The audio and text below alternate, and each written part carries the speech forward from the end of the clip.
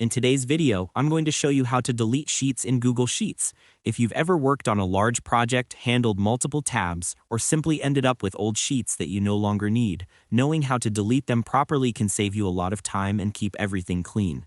Whether you're organizing schoolwork, managing office data, or just trying to reduce clutter in your spreadsheet, this quick and easy guide will walk you through every step so you can stay fully in control of your workspace. First, open Google Sheets in your browser and go to the spreadsheet containing the sheet you want to delete.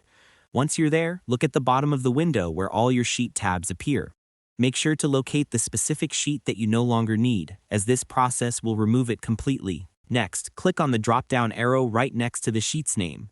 You'll see several options that help you manage your sheet, including rename, duplicate, and copy.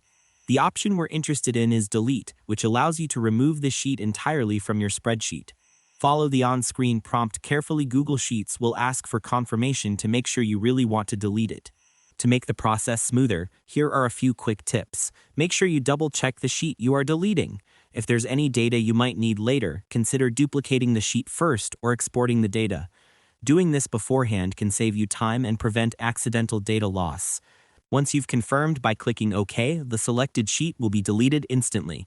After that, you should be able to continue working on your spreadsheet without that extra sheet cluttering your view. It's also a good idea to save a backup of your spreadsheet periodically, just in case you need to restore any accidentally deleted sheets. And that's all there is to it. By following these simple steps, you'll be able to delete any sheet in Google Sheets quickly and efficiently, keeping your work neat, organized, and free from unnecessary clutter. I hope this tutorial made the process clearer and helped you feel more confident using Google Sheets. If this video was helpful, feel free to share it with someone who might be dealing with the same issue. Sometimes a small tip can make a big difference.